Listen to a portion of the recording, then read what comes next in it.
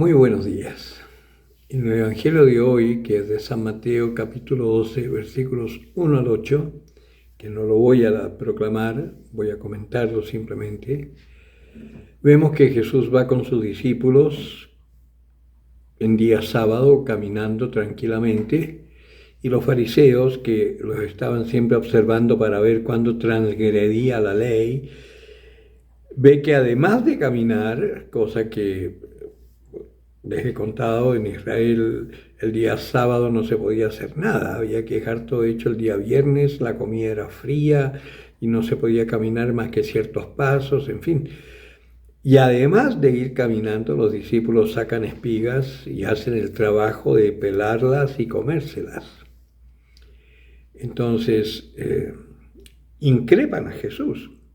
¿Por qué hacen lo que no es lícito? Y Jesús entonces le responde con un hecho histórico. Cuando David, con sus hombres, tenían hambre, entran al templo y sacan los panes de la presencia, como decir, se comieron las hostias que estaban en el sagrario. Porque misericordia quiero, que no sacrificio, termina diciendo el Señor. Hoy vemos que en esta realidad tan convulsionada que vive el mundo, se han encargado los enemigos de la Iglesia de ir interpretando nuestra forma de vivir la fe hasta el tal punto que nosotros mismos ya lo creemos. Entonces, por ejemplo, a mí me han dicho muchas veces que no es lícito que yo como sacerdote hable de política, cuando la política tiene que ser iluminada por el Evangelio, porque el Evangelio abarca toda la existencia del ser humano. Lo que significa que es muy lícito que nosotros hablemos. Jesucristo se iba donde los fariseos y les decía fariseos hipócritas, y el presidente de Israel en ese momento, por usar términos actuales, Herodes, dice, decirle a esa zorra. No hablaba muy blandito Jesucristo. Como cristianos tenemos que alzar la voz. Y a mí me impresionaba una carta de nuestro arzobispo, Monseñor Chemalí, muy certera, muy clara, hablando de este pecado inmenso de haber atacado una iglesia que había socorrido a gente que se había refugiado en ella, y que Israel la atacó y la destruyó, matando incluso a personas. Y es muy válido todo lo que dice, pero a mí me llama la atención, ¿por qué no dicen eso mismo y no hablan eso mismo de todas las tropelías que está haciendo el gobierno en Chile? Ahí sí se quedan callados. Fíjense que tenemos un gobierno que primero quiso desbancar, y el líder era el que actualmente preside a Chile, o lo desgobierna, no sé, sí, lo desgobierna, y que quiso desbancar al presidente legítimamente elegido, don Sebastián Piñera, tratándolo hasta de tirano, porque no cumplía con lo que había prometido. Y ellos prometieron muchas cosas. Prometieron educación gratuita y de calidad, prometieron mejoras hospitalarias, prometieron mejoras de pensiones para los jubilados, y vemos que no han cumplido nada de eso y nadie los desbanca, ni nadie dice nada. Tenemos un país que está en ruina, la violencia está a niveles indecibles como nunca ha habido. La justicia absolutamente corrupta. Se acaba de liberar a un delincuente, sin embargo a los héroes del 73 los siguen manteniendo presos en Punta Peuco, y además ahora les van a meter otro tipo de delincuentes. Eso no es justicia, eso es venganza.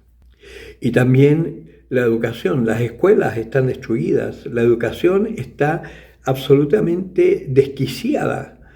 No digamos ya los sistemas de pensión, ni digamos los hospitales. Todo desabastecido, están colapsados. Es decir, el país está en un caos total y absoluto y nadie dice nada. Y la iglesia tampoco se pronuncia, ni siquiera llamando a conversión. a los que están en la cabeza, que se supone que están por mandato popular para servir al pueblo. Y vemos cómo roban a mano armada y no vamos a decir nada, por supuesto que hay que decir algo, pero hay una cosa sí que tenemos que tener presente. El Señor dice, no sufras por los malvados, no envidies al que obra mal, se secará como la hierba. Este es el Salmo primero. Y eso es importantísimo tenerlo presente, porque está bien, podemos hacer una crítica y ver la realidad y hablar de ella, pero no juzguemos, porque el juicio es de Dios. Y sí hay algo que es importante. Jesucristo, Dios, tarda, pero hace justicia.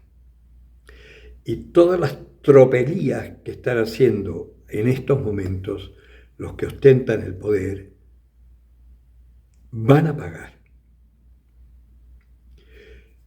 Quizás está tan corrupta la sociedad que no van a pagar en esta vida, aunque sí lo van a pagar porque no van a obtener nunca la felicidad. Pero el futuro que les espera en la eternidad, yo no se lo deseo ni a mi peor enemigo. Entonces, ¿nos es lícito o no hablar de la realidad?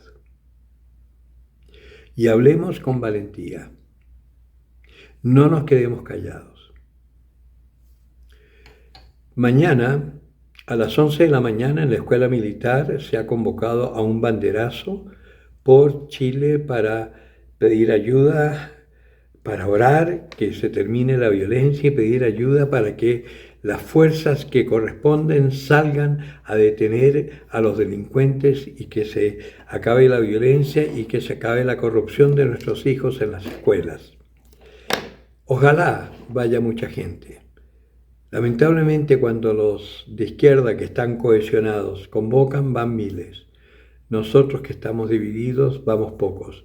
Ojalá vayan muchos. Yo aún no llego a Chile, pero si no estaría ahí bendiciendo esa actividad, aunque me critiquen mis hermanos de congregación.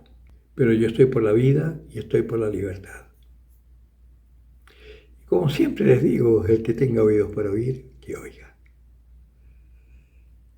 Por ahora voy a estar publicando irregularmente porque aún tengo que finiquitar cosas aquí en Colombia antes de volver a Chile, y una vez que esté allá en Chile no sé cómo va a estar mi tiempo para poder hacer una reflexión sistemática. Además que esta vez pretendo hablar de todos los temas y especialmente de la contingencia actual en Chile en vista de las futuras elecciones, porque se vienen momentos muy delicados y tenemos que estar preparados. Que Dios los bendiga.